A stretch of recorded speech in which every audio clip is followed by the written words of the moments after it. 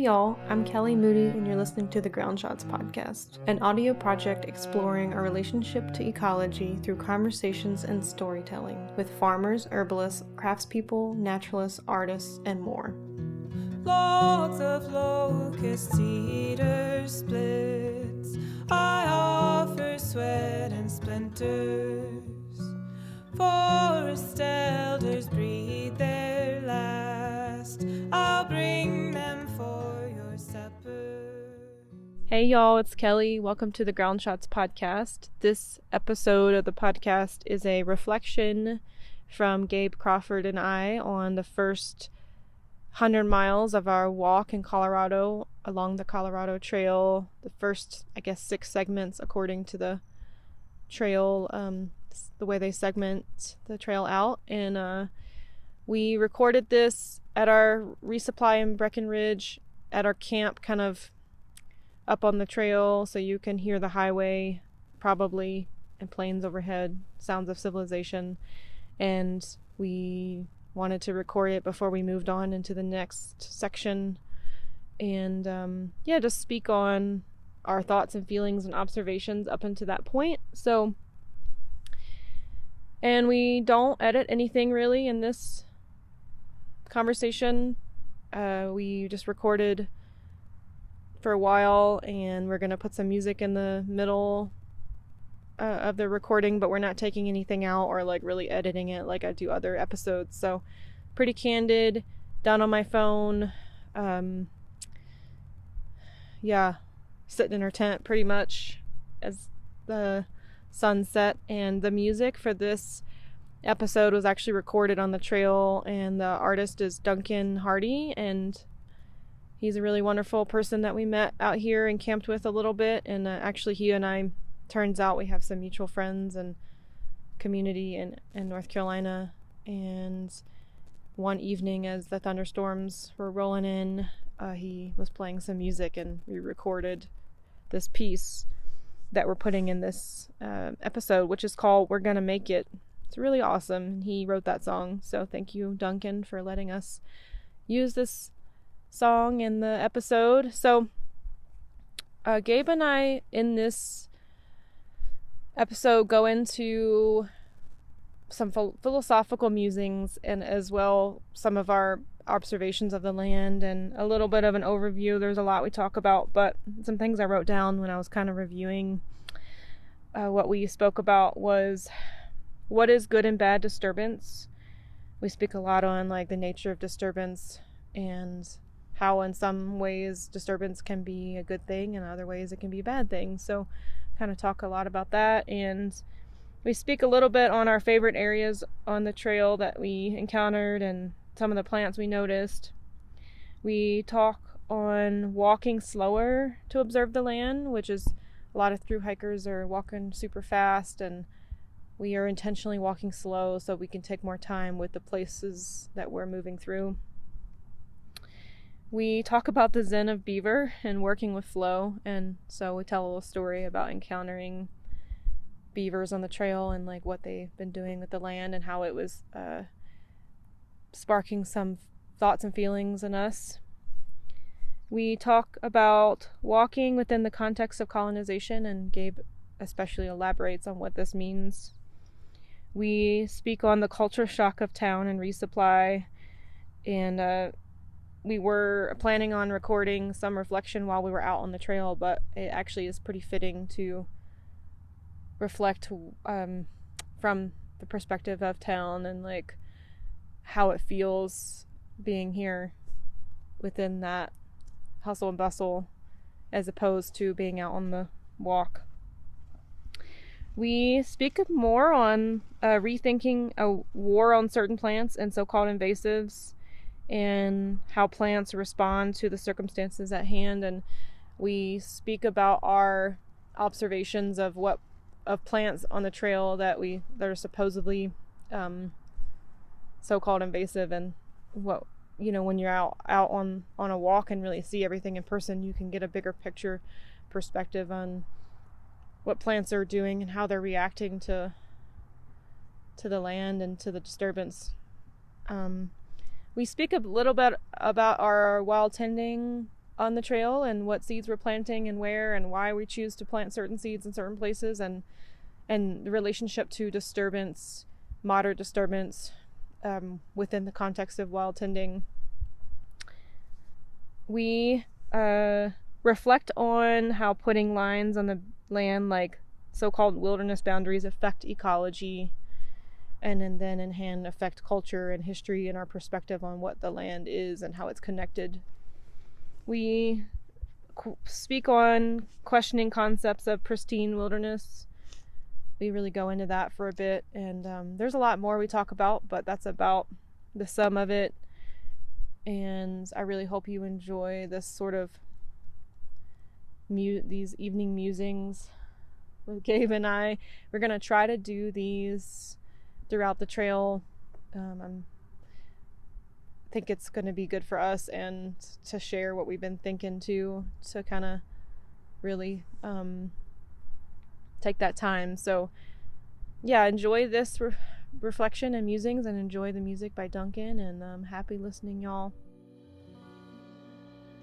Logs of locust cedar splits, I offer sweat and splinters. All right, well, Hey y'all. hey. We've been contemplating a good time to record something for the podcast for the first sort of few segments that we did during our intentional walk on the Colorado Trail, and we keep on running into moments where we're like, oh, maybe later will be better, and here we are resupplying. I don't know if you can hear the highway in the distance, but we're sitting here with a bunch of our food that we're about to take out again, and We're between Breckenridge and Frisco. yeah, we're kind of camped on the trail Right just off the outside highway. of town, outside the highway, so I don't know if you can hear the highway, because we didn't want to pay for a hostel or a hotel, but we are just about to move into the next sort of period of our walk, and I felt like I really wanted us to do some kind of reflection on the first bit that we did. And even though we have felt occasionally scattered during this resupply, which was longer than our other ones are going to be, just based on a few factors, we're just going to kind of go with where we are and talk. And it's going to be different than if we had talked way out there, but we're just going to kind of reflect, because we have a lot of different layers of things that we're thinking about right now based on our experience so far. Yeah. So I think that this experience is, for me, I realized it the other day, and I said something to you when I said, Kelly, I think this has been like a walking artist residency for me, because there's this element of creativity I'm feeling in this daily routine of journaling. And in the journaling, it's naturalist ecological observations, and mixed with how I feel, and philosophical musings, and it's been a really beautiful process. And then I don't think that it would have been the same if we didn't come to town and do this, because coming to this town and this specific little Disneyland tourist mecca we're in right here, really, in the culture shock that I'm feeling from this, it gives us a whole new context to talk about this through, and I think it's really important. And it's been a really powerful walk. Took us 12 days to get to Breckenridge, right? I think 12 or 13 days. Yeah, because we went to Kenosha Pass first. Yeah. We dug up our resupply that we buried in a bucket, and then we had enough food from that to get us here, and we even have extra. So yeah, the first town was... This is the first town. The first town, 12. I think we were planning on 15 days, but then it ended up being 12, right? Yeah. But relatively, to give folks who are listening some context, most of the people, everybody else that we've met, the longest that it's taken everybody else that we've met is 7 days to get here. People are averaging 3 to 5 days to get here, and we are just over 100 miles in. So yeah, it's 3 days to get to Breckenridge. Yeah. At 100 miles? Yeah, some people have. Remember Kate we met the other day? Yeah, She was, your friend from Durango. Yeah, she was at Georgia Pass in 2 days. And that's going fast, you know. It's pretty intense. So most people are taking a lot less time to get to where we are now, and it's not that we aren't both physically capable of getting here, but in a fast way, you know. But we just simply didn't want to. Yeah. And I mean, I think about like how much of a privilege it is in a way to have a body that can be out on the land like the way that we have been, like the terrain that we've been on at times, and that we will be on, you know. And I think I don't know, that just comes up in my mind, but like it's a funny thing. We were talking to some people here in town we saw on the bus who were also through hikers today about that kind of like comparing thing that you can do when you're on a trail that's sort of a popular through hiking trail. And I don't know how popular through hiking is in other parts of the world, but in America it's like this thing, you know, especially in the West. The western US especially. There's the Appalachian Trail out east, but in the western US it's like a thing, and often it's about the sport of like moving fast. And I'm not trying to like talk shit about that for people and what it means for them, like the endurance spiritual challenge of like being able to like walk over 30 miles a day, but for us that's not our intention. And like we had recorded like a piece about what our intention was before we set out, and then we never put it out because we kept listening to it thinking, oh, we want to change this and that, and then we just decided, you know what, we'll keep on like reflecting on what our intention is as we go, because I think it's revealing itself to us too through the walk. So it is. Yeah, it's been really powerful going really slow, and I'll also will just be very blunt and say that the people that are going 30 miles a day are missing out on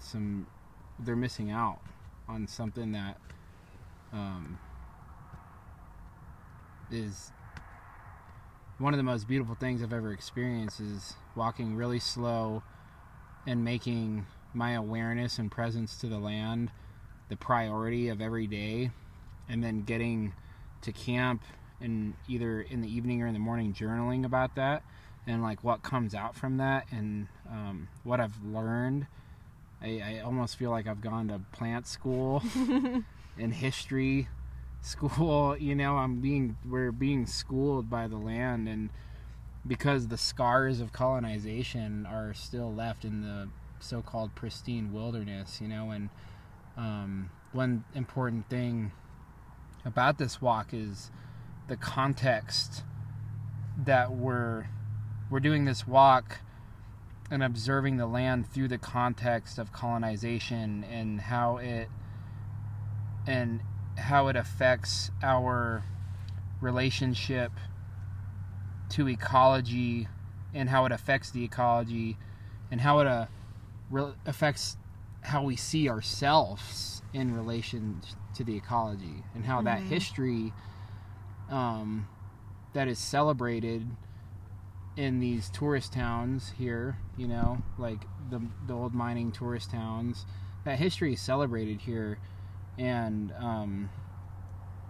we're seeing the scars of that history still left over, and that history is actually rooted in genocide, racism, white supremacy, and ecocide. And when we go really slow through the land and really sit with that and think about that and feel that, when we're finding the old gardens that the Ute bands used to come into the high country to dig and plant back in the summer, that for me personally, I'm just like, it hits me really hard, you know, just like how different it is now. Yeah. You know? And you know, really, like, I think about 150 years ago, 120 years ago, 200 years ago, that's really just such a blip in how you know, we're in Brecken Breckenridge, Frisco right now. I saw a sign that said it was established in 1879. I was like, holy shit, 1879. Like, that was not that long ago. And like, look at this now. It's like,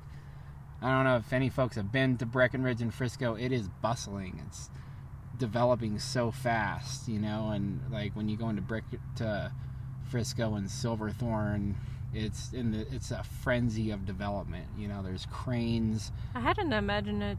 I thought the way that you described it, that it was just gonna be a tiny little town.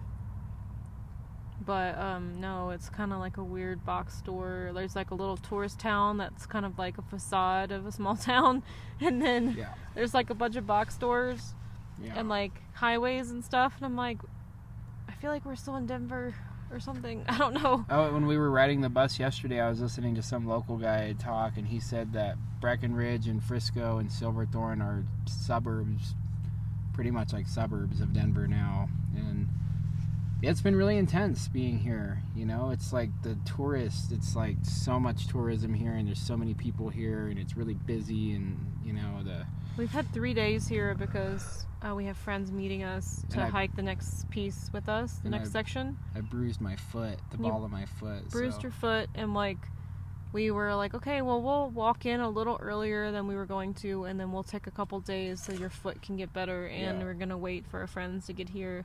But we've had like 3 days of like trying to figure out how to like navigate, how to find a safe space to be here, how to find a safe space to be too, because we're not like, we're like in our tent. We're not like we didn't get a hotel, you know, or we didn't really know if the hostels were going to be open because of COVID, so we didn't even look into it. But apparently there is at least one open in Breckenridge at half capacity. But it's like $50 a night. I don't know. I'm like, God. It is a lot. Ultimately, it is like, because we're still only 100 miles in, and with the alternate routes that we're going to be doing, we still have about 500 miles to go. Yeah. You know, so it's like, wow, can we really afford to be doing that for the rest of the time? And also, just seeing the effects of gentrification here, and how much that affects the land and the ecology and like people's relationship to it, and the socioeconomic politics of this place. And in Colorado, having grown up in Colorado and seeing how it's even changed in my short lifetime, it's pretty crazy. Yeah, I like Colorado a lot in some ways. Like, I really like the dynamicness of the land and how many different kinds of places you can go and like experience, like down in Durango where you grew up, the Four Corners being these arbitrary boxes that settlers put on this really vast, beautiful place. Just the desert landscape there, and like the vastness that you find there. And then here where we are, like actually coming out of Denver, we started on an alternative route, the Indian Creek Trailhead instead of Waterton Canyon, which is a route that a lot of people use who have dogs, because you're not allowed to bring a dog in the first segment of the trail because it's like the water supply for Denver or something. Kind of coming out of that crazy urban place and right into the mountains, and like observing sort of ecologically the way that place, that watershed that we walked up, is like kind of connected to the Midwest, you know, the open plains.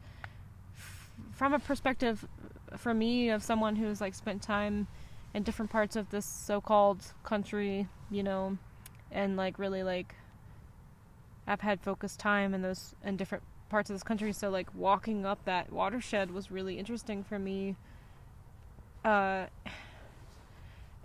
seeing, like, I don't know, I guess where am I going with this? Well, I guess you discussed how cool you thought it was that a lot of plants and trees that grow in the Midwest for the first couple segments of the trail, Midwest and the South, like wove their way into the first couple. Like, you started to see like how the Midwest bled into the mountains, because there's bits of the Midwest in Denver that I was shocked to see, you know. And I guess I'm thinking about that, like, I like Colorado because, well, it's right now it's a novelty. It's surprising me in a lot of ways, you know.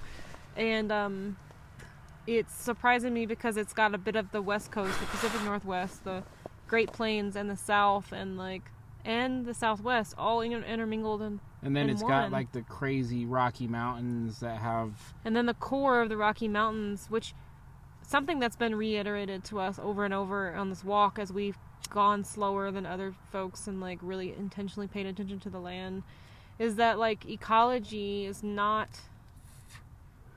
boxable, like it's a web and it's woven like literally woven like a tapestry. Things are they're like fingers reaching in to different crevices, and like, and it's in movement too. The web is constantly, there's a web in movement that's constantly, and it's not boxed, and it's constantly moving and shifting, and if it never can't be, and when you're walking you really actually see that and witness that in its intricacy, and understand that like a shift from one area to another is not like, oh, now I walked over a line, but like you said, that like we're observing this through the lens of like colonization. You really actually see these lines on the land in some ways that we've put on the land, because you can notice like the government is like, the federal government decides what's wilderness and what's not, right? Mm-hmm. And what's deemed wilderness, and there's certain things that we've created as rules that you can't do in the wilderness. Yep. And you really see on the land what that looks like when you put that line there. And remember like how when we got to the wilderness boundaries and when we got to certain trailheads, there was always the big sign plaque board with history and instructions and information, and all of those talk about how, in the wilderness areas it says how wilderness is like part of our American heritage, and then another billboard placard boards, it talks about how like at the South Platte River Trailhead it said how important this river was to the settlers for farming. No mention of indigenous peoples at all. And there's never a mention of indigenous peoples at all. And so the philosophical musings I've been getting on when I'm writing are really challenging these cultural narratives and concepts that are, one, they're very polarizing, and two, they have some major blind spots. Well, just the fact that like the preservation of so-called pristine wilderness, which is deemed nature that can be itself, is attached to a lot of narratives around celebrating settler colonial history, should be very apparent to people that there's something problematic about this designation of so-called wilderness. It's not that we aren't appreciating the fact that like we have this sort of layer of protection over the land that has been designated, because that's not really what the problem is. I mean, unfortunately, our culture doesn't encourage people to take care of the land, so when they go out on it, they don't know that they shouldn't leave their plastic everywhere. And that's the polarization that it's either you're for leave no trace or you're like completely polluting, and it's like similar concept and dynamic when we're discussing like a different perspective on how we see plants labeled as invasive.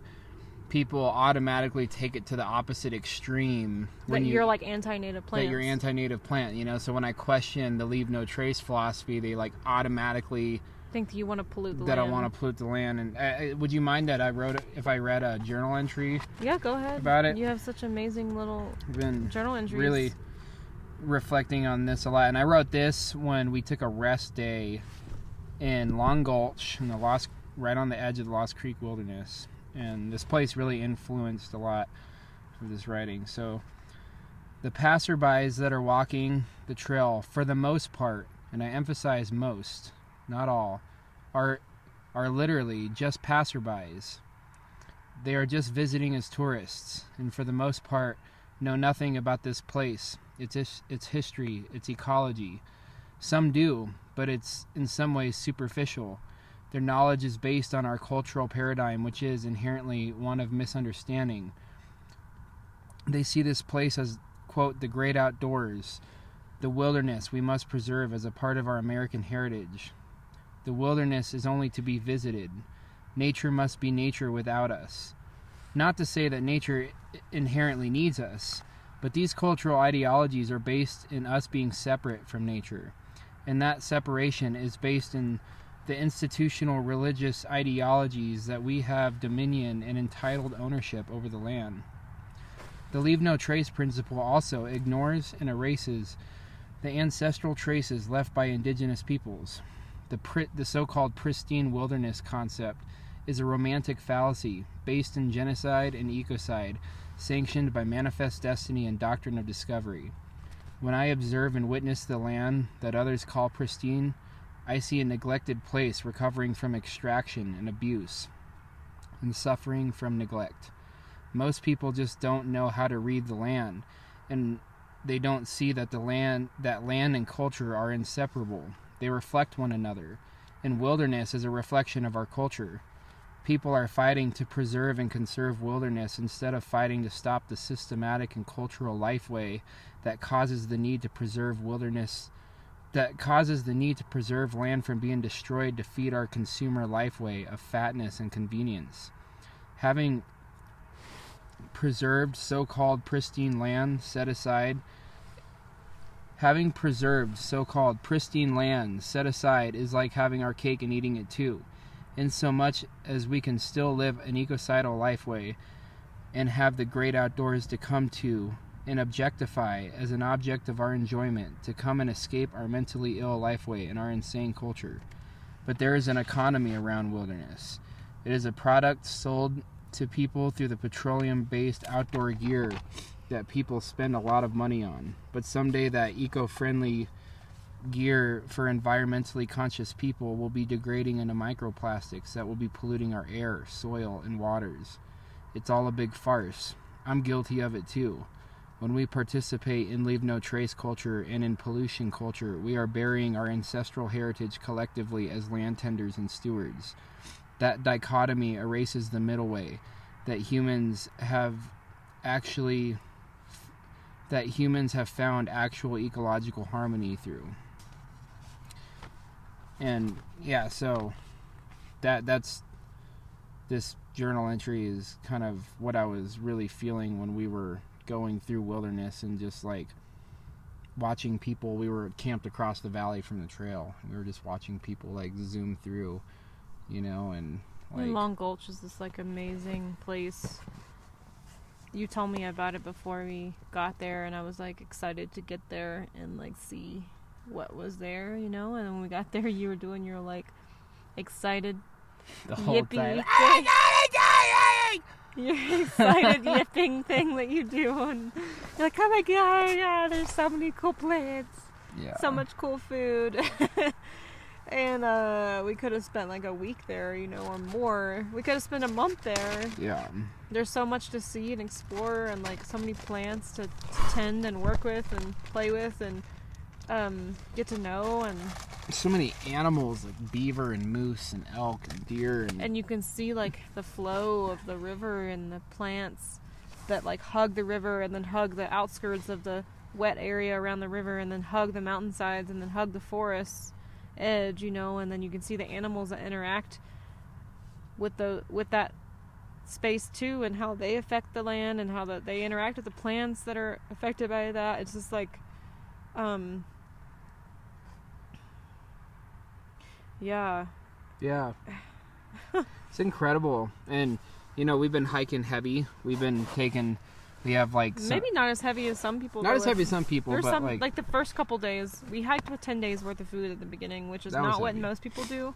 And we're also we didn't hike like fresh vegetables or anything, but we definitely like we wanted enough food to be able to stay out there for a while. And it's funny how some people kind of chuckled at us for wanting to do that. And it's like, wait, I mean, I know some people they have time schedules, but realistically, jobs, like, why would you not want to stay in this particular area for at least 10 days? This area is incredible, and I know somebody was like, man, that's a heavy load you probably got there. I'm like, yeah, but we started off slower, and then we increased a little bit, And so as our food dwindled, we got to go a little further, but like we didn't really care whether we went far or not because we really wanted to spend time. Like we've created that space in our lives to be able to do that, and like and I feel very blessed to be able to, it's incredible. And like each new place that we've come into has been like every place we come into, I'm like, this is the coolest place I've ever seen. But the last place was also the coolest place I've ever seen. And it's all the coolest place I've ever seen. And there's just, it's like this constant learning and this constant uniqueness of every place.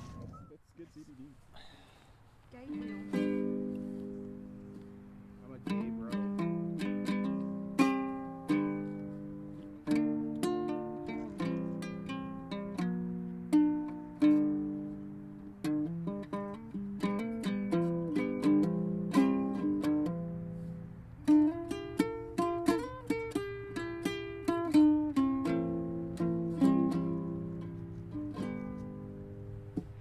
I got to dig into just how I feel.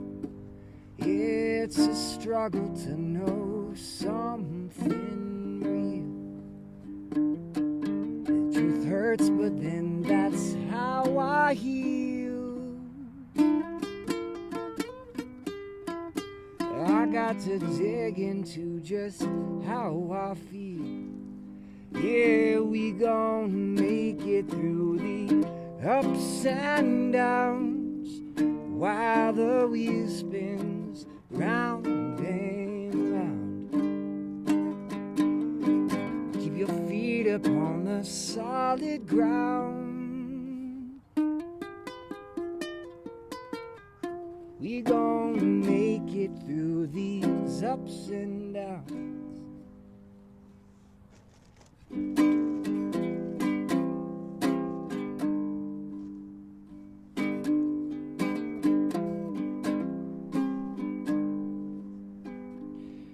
I'm still learning all about myself when I'm alone or with someone else. I know that every little lesson helps. Yeah, it helps. But I'm still learning all about myself. Yeah, we gon' make it through the by and by while the tears fall and bullets fly. I'm gonna love you till the day I die. Well, are we gonna make it through the by and by?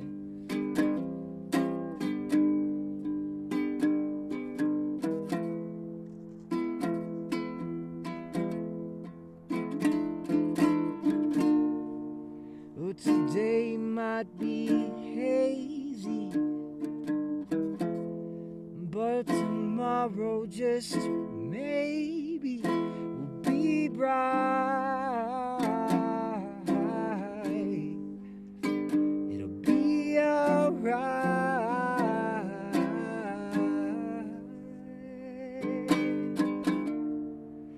See one door's closing, but another one's open. Step inside.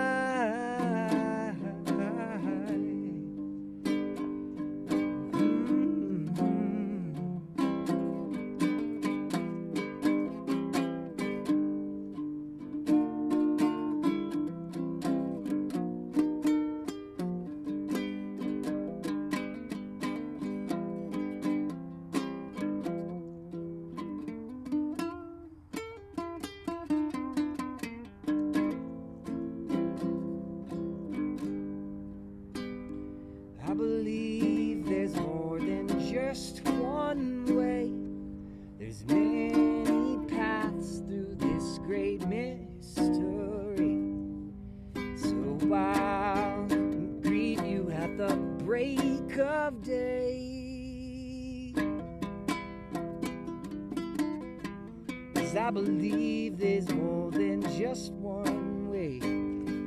Yeah, we gon' make it through the ins and outs while we question what it's all about. I know without a shadow of a doubt, we gon' make it through these ins and outs. Yeah, we gon' make it the other side. Yeah, we gon' make it. So enjoy the ride. Oh, we gon' make it to the top of the hill. We gon' make it, little darling. I just know we will. Yeah, yeah, we gon' make it when the levee breaks. Yeah, we gon' make it when the earth it quakes. Yeah, we gon' make it. The rain, sleet, hail, and snow. We gonna make it when this all volcano blows. Yeah, yeah. Ooh, we made it. Ooh, we made it. We were already here. Ooh, we made it. Yeah. Yeah, we made it. We were already here.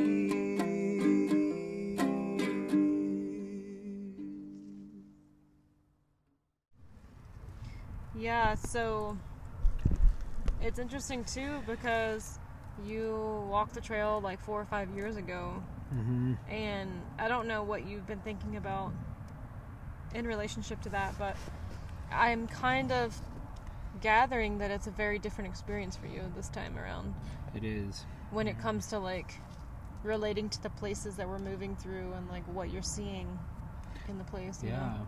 Like, remember in the South Park area when we were walking through those forests of bristlecones and that opened up to those meadows full of biscuit roots and lilies and wild onions, just like carpets of them.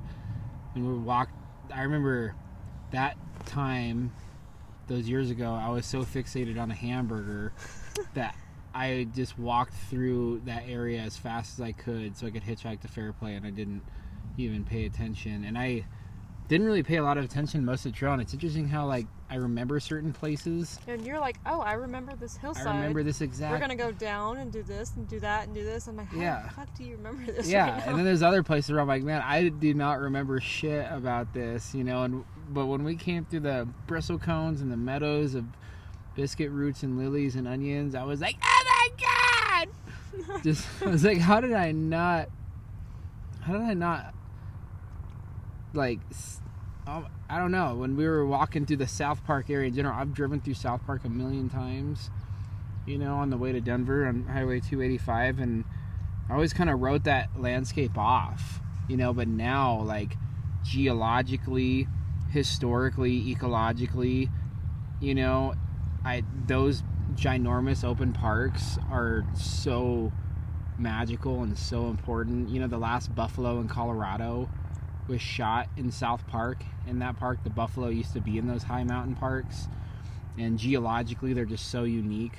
And, you know, this is something that I was taught by my mentor, was that, like, you're not going to find food deep in the forest. You're going to find food in the open meadows with sagebrush and bunch grasses and stuff. Or the edge. The edge zones particularly as well. But when we were in South Park, I was like, oh my god, these parks are like gigantic gardens, you know. And we had a lot of fun in the parks. We planted a ton of yampa and biscuit roots and some wild garlic and onions. Garlic and onions and stuff. And god, that was just like so incredible experiencing that. And then when we went to the forest of bristlecones, the first time I hiked the trail, I didn't even know what a bristlecone was. And then this time, you know, and then when we were going through after Kenosha Pass, we were still on the edge of the parks and the aspen, and just like the dynamicness of the open parks with all of the different roots and foods and medicines, and then that big aspen groves with an insane amount of plant diversity, and then like the ginormous groves of OSHA that were popped up in that round, in that segment, and how we hadn't seen OSHA since like The beginning of the trail. And like that day I was like, man, I miss OSHA so much. I'm like so excited to see them again. And then 10 minutes later we saw the first OSHA plant, and I was just so excited to see that plant. And That's happened a lot. Like, I remember we were on Georgia Pass too, which is like the first sort of mostly alpine area we walked through. And I was like, man, it seems like the kind of place that bitterroot would be growing. I wonder when we're going to see that plant. I wonder if it's even flowering or up right now, or like, is it past? And then all of a sudden you're like, wait, there it is.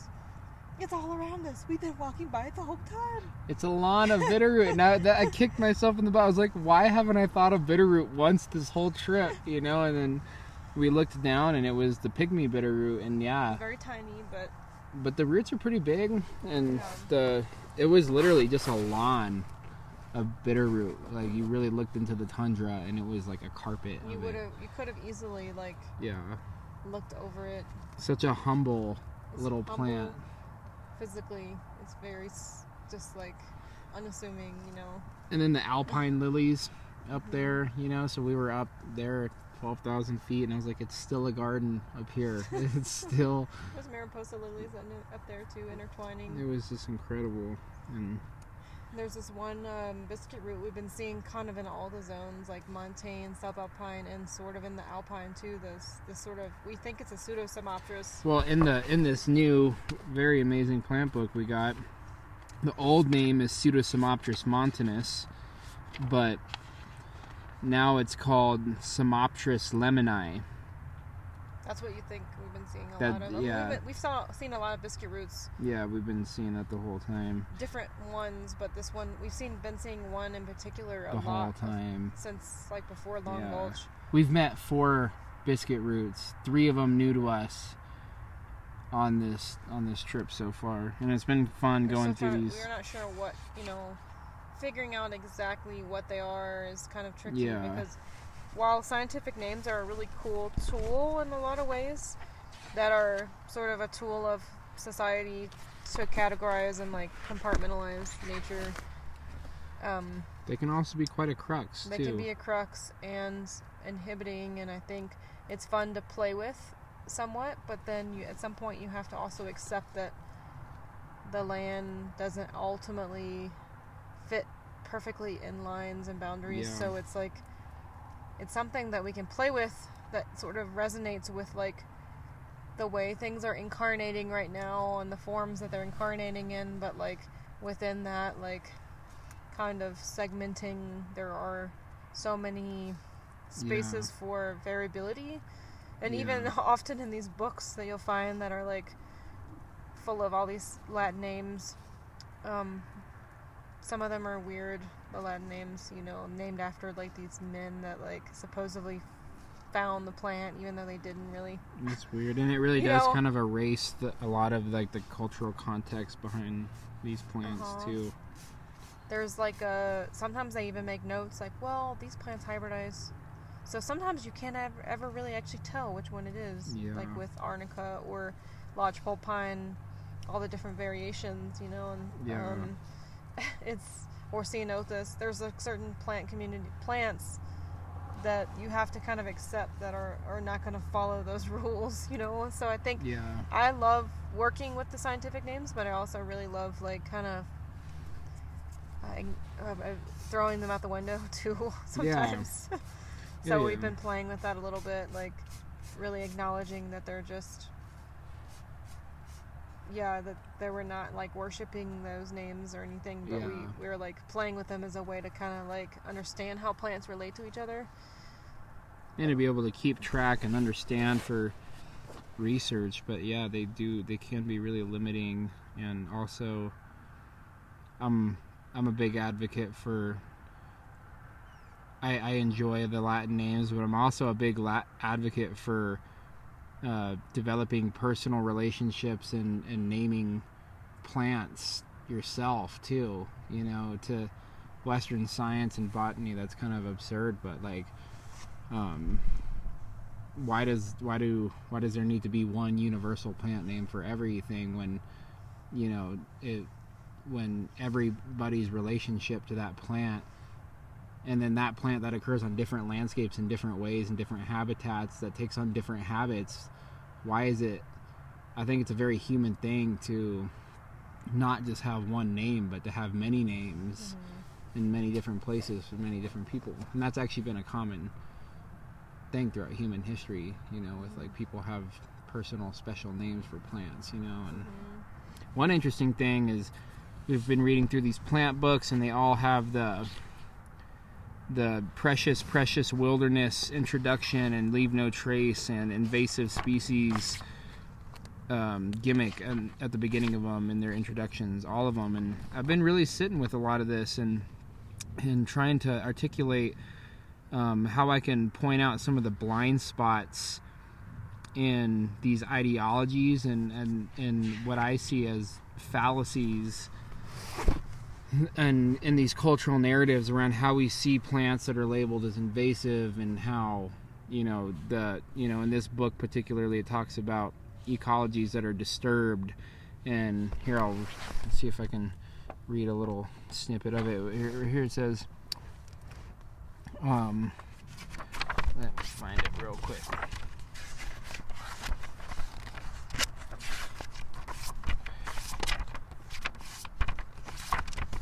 So here it says, these human disturbed habitats are extremely widespread.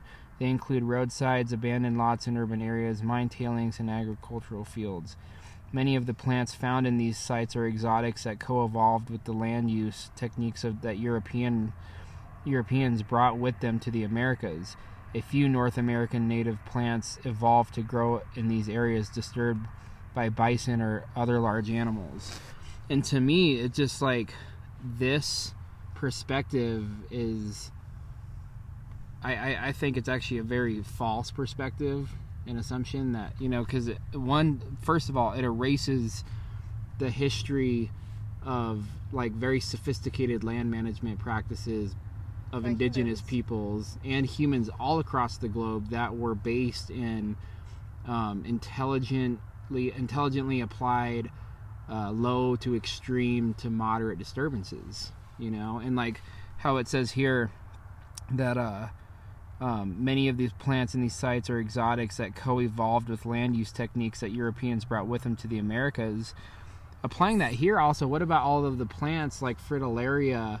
What about plants that are co-evolved here? Yeah, that evolved with... They act like that doesn't happen. That they act like that doesn't exist, and that they're these precious, and like the whole like precious native plant thing that just needs to be restored, preserved, and never touched, but just seen and appreciated, erases the history of sophisticated land management techniques that were based in disturbance, and how these plants, their populations have actually suffered from the lack of human engagement, you know, because in intentional ways. And intentional. Not that humans haven't been disturbing the land. Yeah. Plenty in fucked up ways, like mining and development and industrial agriculture. You'll see mining remnants way deep into the wilderness. Yeah. You know, I think.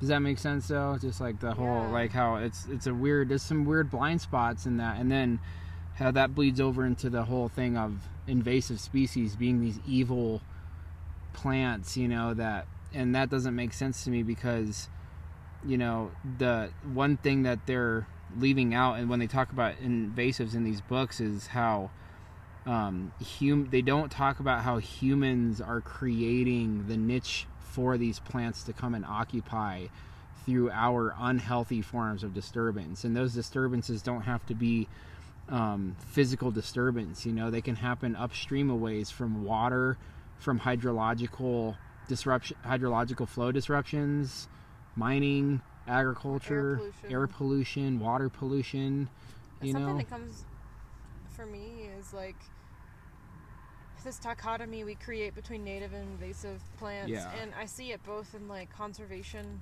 movements and people who are like really concerned about like a bunch of people wildcrafting and stuff like that, and how like that's not cool for people who are settlers to do, and like the cultural like sensitivity dynamics around wildcrafting, and also the government sort of sponsored like a war against certain plants piece too.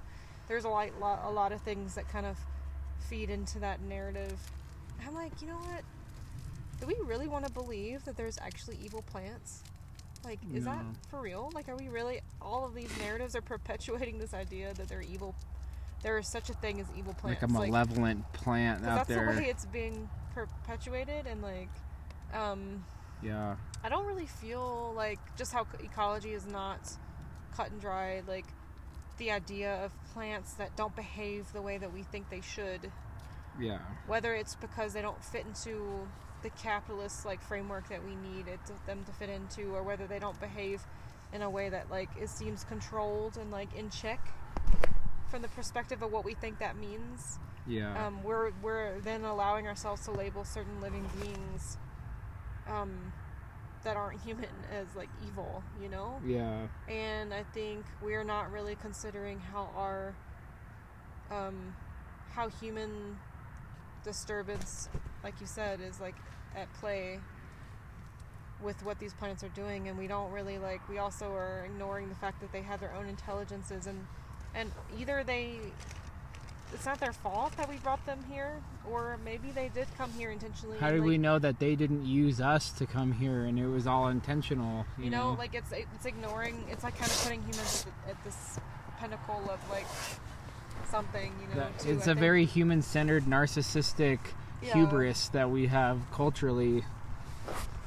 Yeah, I think I ask these questions a lot, and they've come up a lot on the trail, and I think I'm often like being someone that I don't have like a huge platform online, but I have like bigger.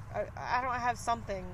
I don't know what it is, but there's such a duality around talking about invasive and native plants and talking about like what human disturbance should look like, and like who has a right to have any disturbance at all, in what way, and being out there walking and like really witnessing and observing what's there and like what's happening and what's going on. It just feels less and less black and white, and like feel more and more frustrated by the either or-ness that gets created.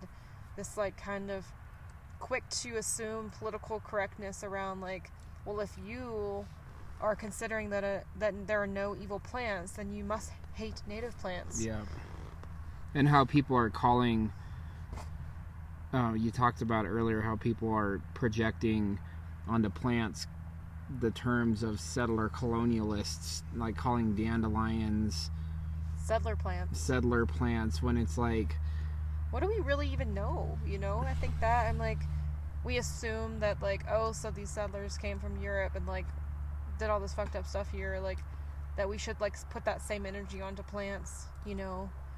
And these plants have been proven many times to heal ecological wounds that humans inflict because they occupy the niches created by severe disturbance and like start the reclamation process and healing process of that, which is like both you and I have both recorded and observed this whole trip. All of the plants that are labeled invasive, clovers and dandelions and plantain and all so many different ones, toad flax, leafy spurge, none of them, like it says in these plant books that we've been reading, overtake native populations, too. Even cheatgrass. Every single one of these just is woven into the tapestry. It just is like every other plant. All the native plants. It's growing there with Osha and Sochan and all the other ones. However, there was some places where there were slopes of cheatgrass, but I really observed this and I was like, okay, first of all, this is a south-facing slope that was recently logged, you know, and like we went from a north slope around a bend to a south slope.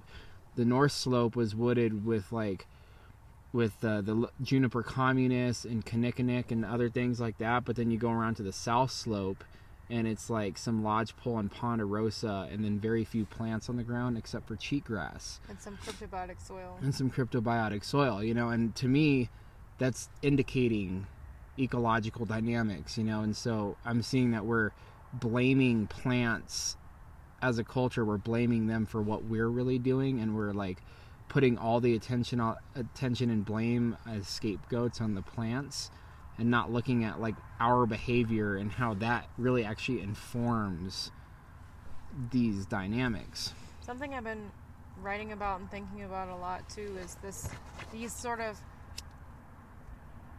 words and concepts that we like kind of create and hold on to as like nexus points for action, like the word diversity in relationship to ecology, like how if a landscape doesn't seem diverse right now in this one moment, then there's something wrong with it, or that like there's a problem happening, or that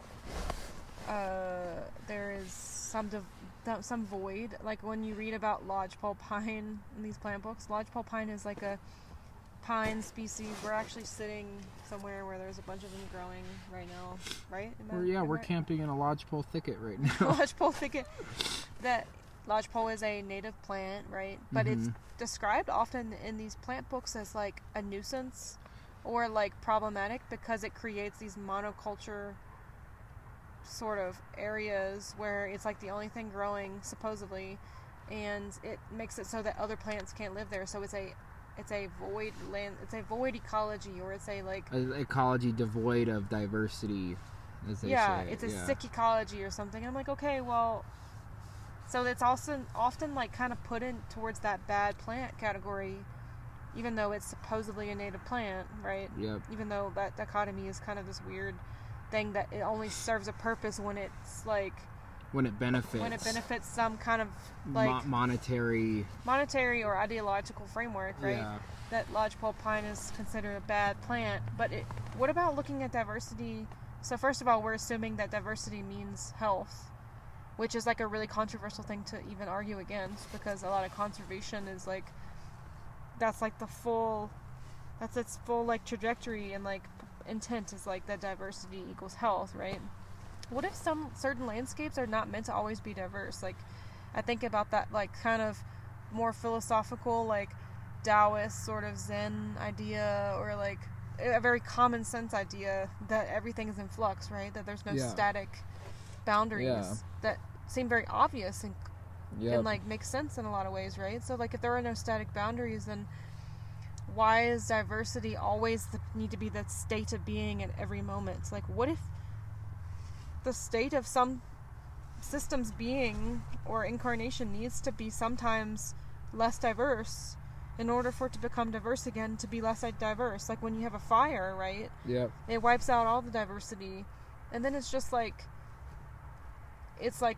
death and disturbance, right? Like erases an element of something's being, which makes way for something different. So it's like the lodgepole pine with the understory of like the dwarf huckleberry and the uva ursi, or all that crazy cryptobiotic soil that contains tons of lichens and mosses and things that I can never name because I freaking can't get the and the funguses and mushrooms and the microbial communities in those soils breaking too. Down the rocks and like it's just that like what if we think about like from a spider perspective, right? Like that diversity is not something that happens in one point in time, but happens in the consideration of a place in its dynamicness throughout deep time, you know? Yeah. And that's something that's really hard for humans to see sometimes. Especially in this culture, because we don't ever look into the deep time. We want the instant gratification and we want the results now. And I think that's a big problem in the war on invasives, is like it's never considering deep time, especially out east where places have been colonized already for hundreds of years and have received different kinds of disturbances in that. So, and that the way that the ecology is going to reclaim that and fix the nitrogen and decompact the soil and do this work is going to look really different than it is out here, but it's also going to be a long process. You know, I see kudzu as a good example of that. Or who's to say it has to look one way, same way every time ever again? That's something that Nikki brought up on that podcast that we did together. Yeah, who's to say that? Plants. And like, when has succession actually ever looked the same way every time? How do we even know that succession looks the same way every time? Plants have behaviors that we can kind of predict or like see or like be at awe of, right? And there's something beautiful in that awe, like the fact that lodgepole pine has closed cones and there's it like reacts to heavy disturbance, right? And it's so cool that it does that. And it's awe-inspiring, and there's something almost like God, there's God in that. Yeah. There's the divine, there's like this, there's something beyond our comprehension, and the fact that it behaves in that way, why should we turn that into something that is bad, you know? Well, that's a good question. That question, so the war on invasives, you know, is no different in many ways from the war on terror and the war on drugs, right? The war on immigrants. The war on immigrants. The war on refugees. The war on black people. You create an enemy, like, and that creation of that enemy is based in some sort of profit motive. And when you create an enemy and gain public support on how bad this enemy is, there's a huge economic aspect to that. You know, you create an enemy, and then you have a war, and war makes money. War is like the world economy of today, if you really think about it. And, and then creating this idea that certain plants are evil, it makes money. It's absurd, really. It's like absolutely absurd. Because there's people whose jobs are to completely eradicate certain plants because we see them as harming the land. Only because we're attached to what we think the land should look like, because we have these certain weird dates that we've picked in time of what colonization is and isn't, and like it's weird. Like California has a certain date where native plants, it's only a native plant if it was here before the state. If it came after the state, it's not. For example, you know, and then we because we've created a problem. Now there's a money to be had. Yeah, it's the spin technique, like, you know, like when the spin technique is a technique that salespeople use to sell people something they don't want, and it's an acronym. Spin means situation, P means problem, I means implication, and N means need. Situation, problem, implication, need. And that same spin technique is used in propaganda. You know, you create you point out a situation and find the problem in it that implies that we need to fix that problem, right? And you like make it personal for people, you know? And that's like how, you know, like think people about... People are personally offended by invasive plants. They really are. Like people get personally upset at us for what we're even doing, like taking, you know, biscuit root and yampa and wild onion and lilies out and planting them. We're not even planting cheatgrass, you know, like even though we don't see cheatgrass as an evil plant, it doesn't mean that we are like hating native plants, right? But like there's this weird thing when we talk about what we're doing where it's like figuring out how to deconstruct all of this in like just like a few words, often interface online, like where people feel very scared and take it very personally. Even the idea of like planting anything in the so-called wilderness, even if some of those plants are supposed to be there according to this idea that what's native, you know, like different lomatium species or like wild onions or whatever, like people, even if they're like plants that like people have historically like planted in the same way that we're doing, people still get offended by it or take it personally because they fear this sort of idea that humans can only do harm on the land, or that like we're supposedly going to be like disrupting this pristine ideology that we've imposed on the place, you know, which is a Christian thing, because we already fell out of the garden. So we're trying to preserve the garden that we fell out of, so we can go back and visit the garden. That is. We've been having this conversation a lot. It's like a good one. This is like what we talk about all day. All day. And this is just a snippet. Yeah. Because we're going to record more as we walk. And like, we will probably like try to somehow publish our writings in some way at some point. Like, but the sort of, and not to, it's like, I'm often like also trying to check myself, like not to be like anti-Christian or anti-Jew or anti-Islam, because Judeo-Christian Abrahamicness has its own layer, and then institutional religion has its own layer. But there's a lot of like the domination over nature philosophy that comes with specifically Abrahamic religions, but also other sort of institutional religions as well, but like Yeah. how much we forget how much it influences our culture, even if we don't like practice any of these spiritualities, which all have their own like valid points and pieces Yeah. to them, like in their deepest core. Absolutely. Right? That's one and thing. many of them have their own like flaws too, so it's Yeah. like this dominion over nature point though is probably the biggest commonality that I find that is problematic Yeah. in all of it, you know. Absolutely, because it comes with an entitlement, and that entitlement causes a lot of issues. And one thing that, before I forget, with this, you know, is this double standard that like I've noticed, where the USDA and the government has all of the authority and permission and no accountability when it comes to reintroducing species. You know, they can introduce whoever and whatever they want, and like say these weevils or bugs and beetles that they've introduced to kill off invasive species, and then those all usually end up being disastrous, so-called, because they go and start eating plants other than the so-called invasive species that they release. We can't undo it now. Oops, So. but we're gonna go and do it again with this too. There's no accountability for it. They have all the permission in the world, and people invest that in authority supposedly into for the them. greater good of the culture, right? But they Right. really don't know. It's all a big experiment. Yeah, you know? but then when I'm out planting some biscuit roots, people will poop their pants about it, you know, and it's like,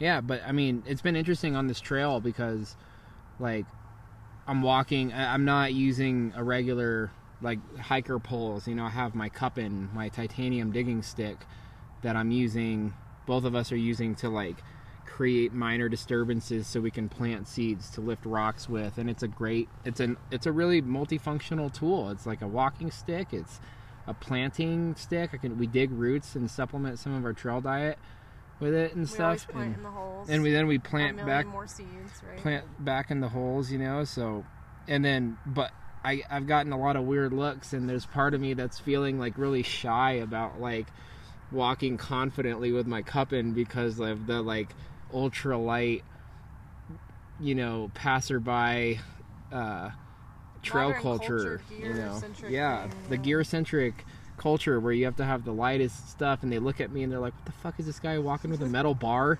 you know?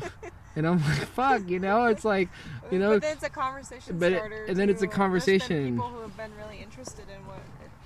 But then But we're- sometimes I don't have the energy to like just keep on like explaining it. Sometimes. Well, we're doing this thing. Yeah, you know, it's been interesting though. You know, it's because we're doing something that is pretty unique. And I'm gonna go pee. I feel like before we end this, we should talk about the beavers that we encountered. The beaver situation we encountered, and you can keep talking while I go pee. 'Cause yeah, so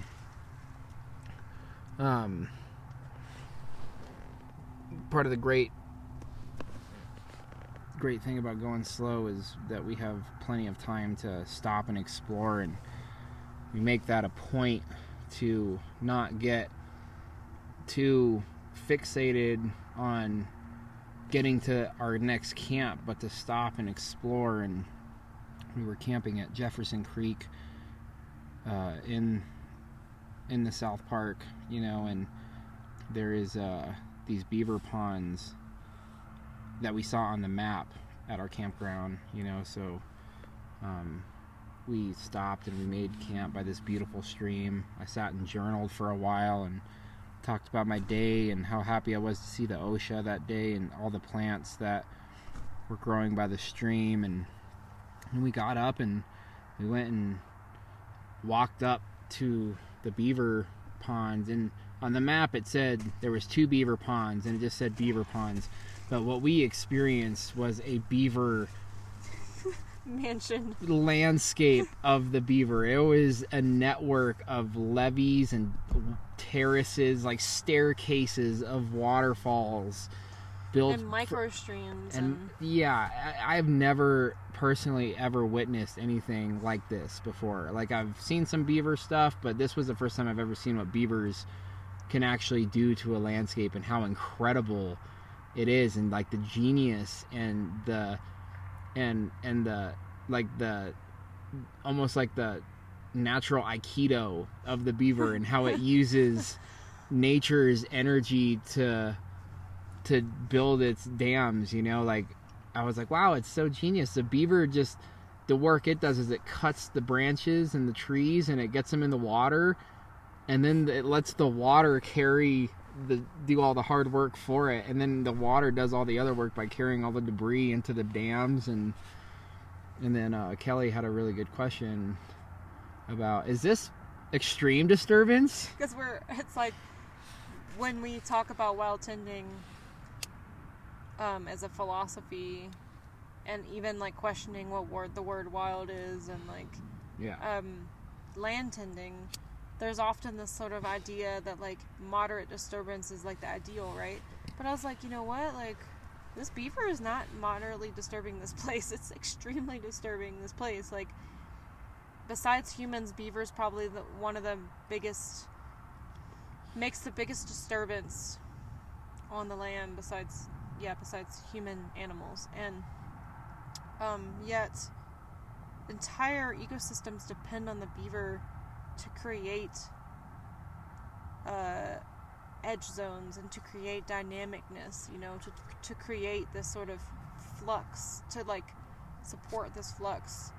And it's been like looked at a lot, like how important the beaver has been historically to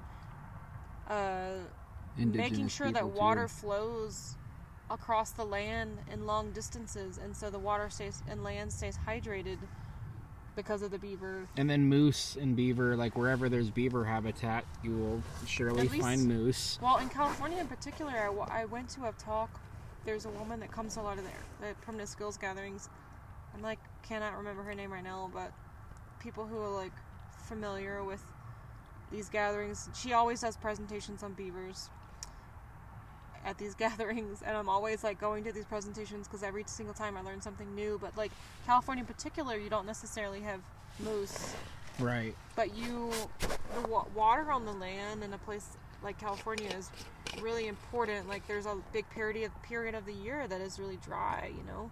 It doesn't rain for 6 months, and when you have beavers on the land, beavers create scenarios where the water is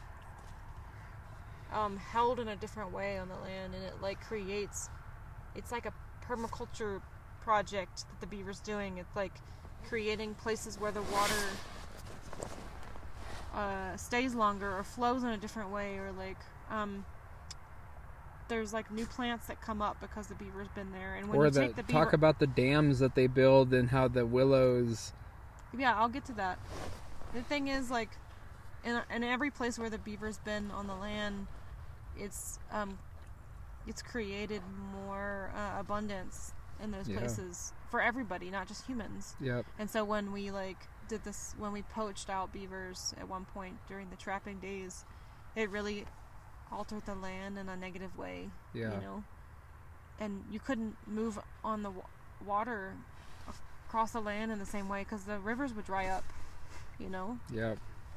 So on this particular spot, like when I lived in New Hampshire, I would cross-country ski a lot, and in the winters you can kind of like almost ski into these places because everything's frozen over, and it was really cool to see this, and I'd never seen like beaver landscapes before until then. So this to me was just like another seeing it here in Colorado, how this beaver was doing, these beavers, I'm assuming there's more than one that was doing this, were like altering this river basically. And funny enough, upstream from this probably mile-long stretch of beaver cascades was like a man-made lake with a dam. Yep. But the beavers here in the west really interact with willow a lot, which out east and some other places willow doesn't grow in the same way. But like here in the west, willow is like a big riparian plant. And what many people know about willow is that it is, if you're a gardener, you know that you can make like a tea of willow, and it has a rooting hormone in it, and it like can make other plants sprout better and faster, right? You can use it to aid other plants in sprouting. Yeah. Well, the beavers love to eat willow, among many other plants. And like in this scenario, we saw a lot of situations where the beaver had like cut willow branches and then put them on the dam. There's sediment that got stuck behind the dam, and then like the willows were sprouting, because that's what willows do. Yeah.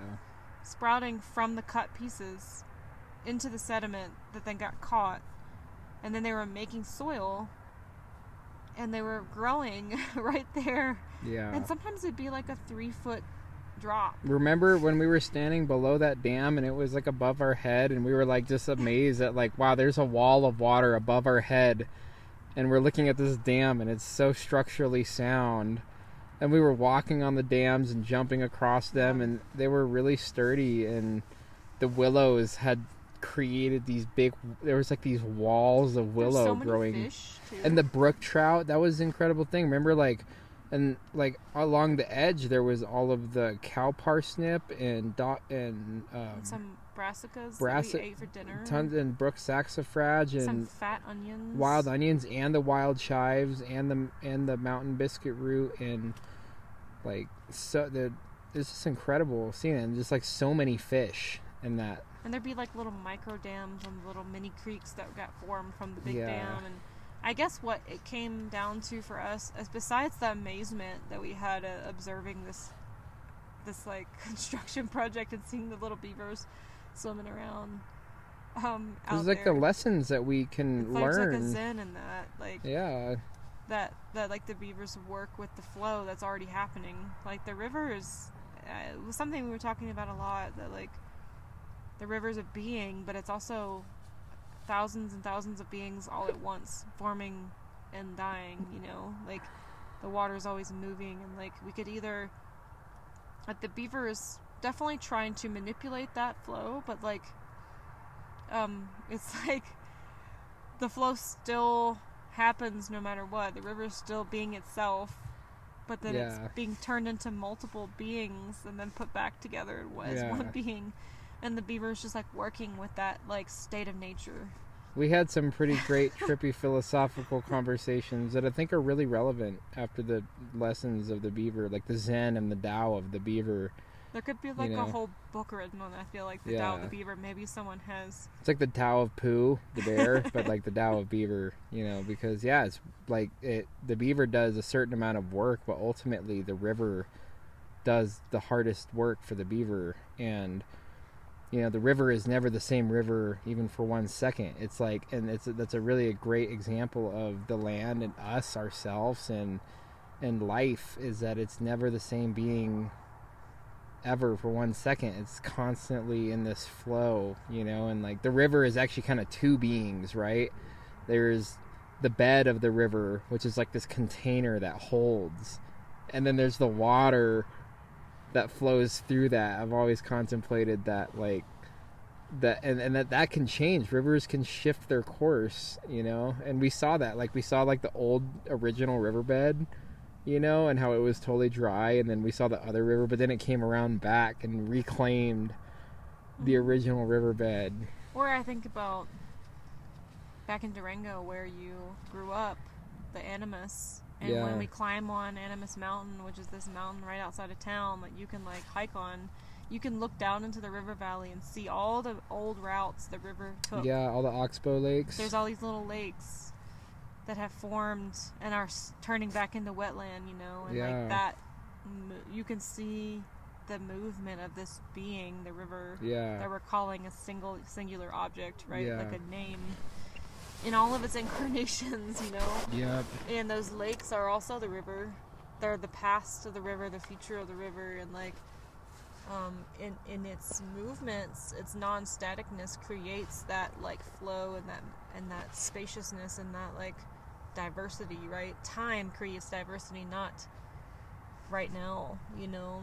Yeah, it's not like an instant gratification process, you know. It takes time, and that's like the compendium in the many different indigenous languages that it exists in of traditional ecological knowledge comes from living in a place where your ancestors have lived for thousands of years and have observed the place thousands of years. And part of that, the beauty of that, is that every new generation that gets to live there adds something new to it, and that is all part of like the songline in the story, that it new thing, that the ecology is constantly changing and humans are helping co-create that. It's helping co-create us, you know, like culture and landscape are inseparable.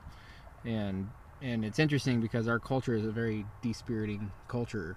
I've been thinking about this, like when I'm contemplating how much I appreciate and also get frustrated by the Latin scientific names named after these like white botanists that were sent on these colonial expeditions to survey resources. Is really they sent out botanists and geologists and land surveyors to do these funded expeditions to just see to survey potential wealth, right? And then they had all these names of plants, all these plants were named after them. And I think about like the power in names and the power of language and how it's living, and how like in a lot of these names we started to despirit these plants, and we started to despirit the rivers and the mountains, and this walk has just made me feel, from not intellectually but deep inside of myself, that these mountains have rights, they're living and they're intelligent and they hold so much. The aspen groves are living beings with rights and intelligence. The rivers are living beings with rights and intelligence, just like us, you know. And that's really what I've But just felt. like the river is always flowing and changing, and like as many beings in one being at once, right? So are we. So like reminds you that you're also a river, right? Yeah.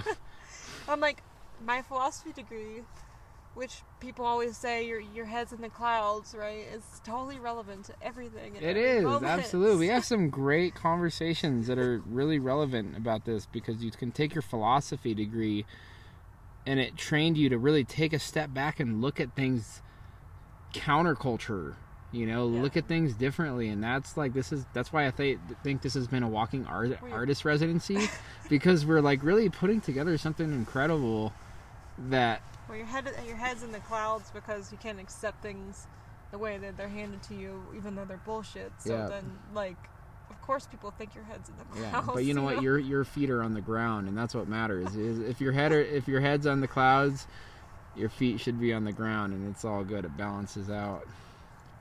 There was before, I know we were like, we're going to make this 20 minutes, but now it's an hour and 20 minutes. But you read something to me before we got on air, reflecting on like what it has felt like for you to be like in town in relationship to being out on the land, sort of away from the collective sort of civilization spaces that we've created. And I felt like it was kind of a poignant thing, and I would love if you read it if you felt like it. Yeah, I appreciate that.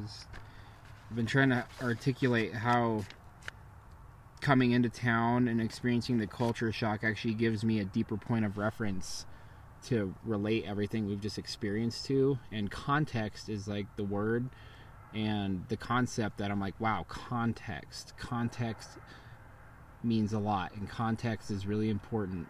So for listeners, when I read what I'm about to read, just know that I'm talking about it within and that I'm being mindful of the context, and I hope that makes sense. But okay, so I said, we are almost done being here. We leave tomorrow and are going to do a loop in the Eagle's Nest Wilderness to Copper. Then our friend is going to give us a ride back to Breck, and we'll do the proper segment 7.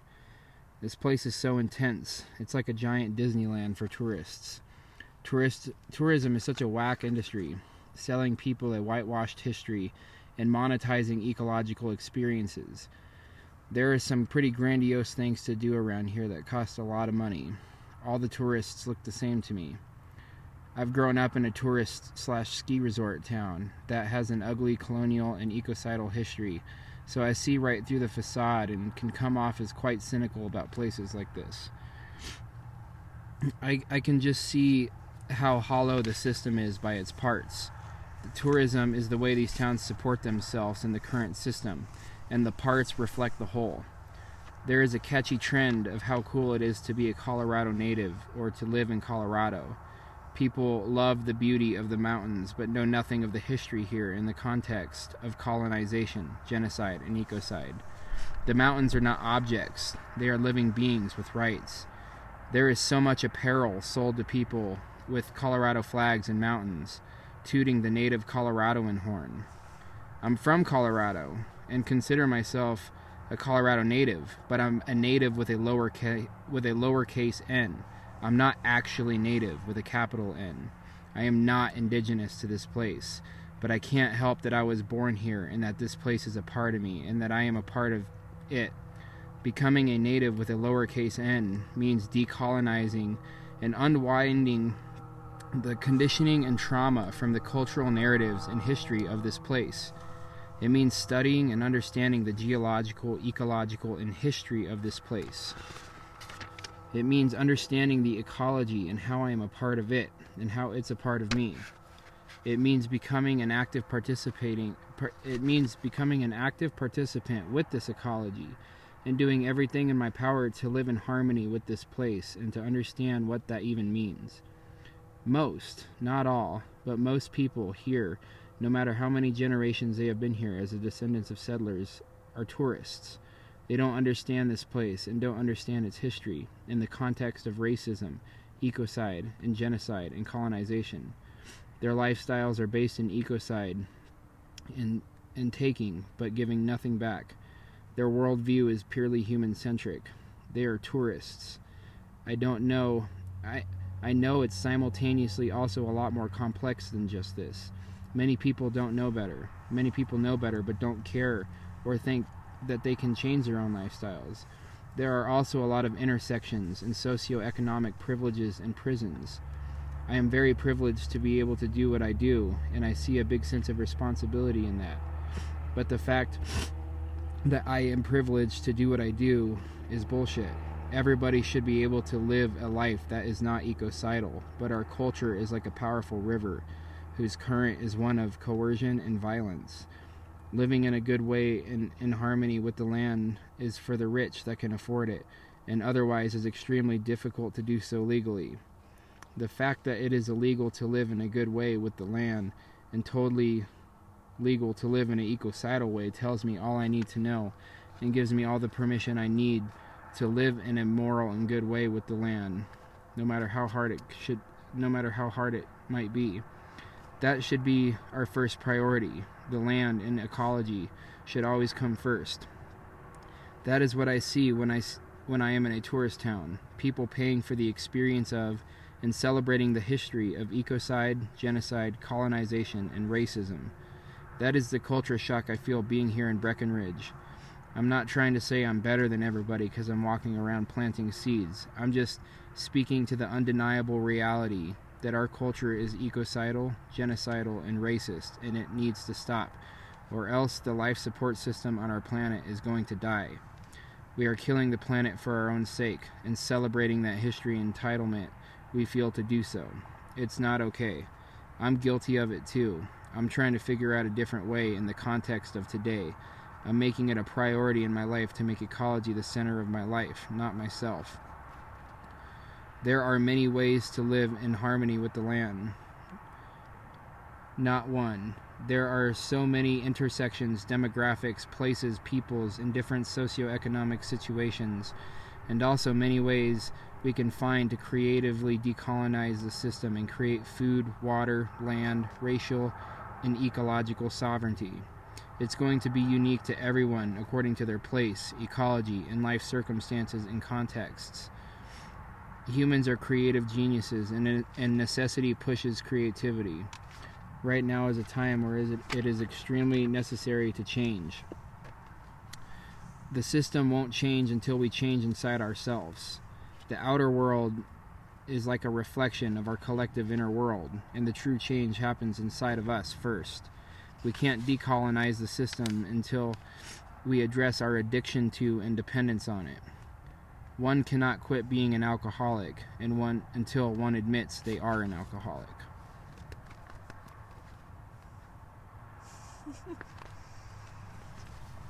Wow. Yeah. It's been like a walking artist residency, We're just have some great conversations and observations and the journaling and a walking reality check, you know? Yeah, and being in town has actually made it difficult to keep the journal juices flowing because all the stimulation and, you know, so today I actually had to really sit down and work to, like, try to articulate, like, how this place is making me feel and just, like, what I see. And I hope people can understand what I say in that journal entry when I talk about context, you know, and how I'm not making a big generalizing blanket statement, you know, and I'm trying to address the nuance of everybody's, you know, socioeconomic, cultural uniqueness in their different places and ecologies and bioregions, you know, and how, yeah. Through this walk, we're not trying to do that. We're just kind of like being open books, you know, Yeah. to this experience. So,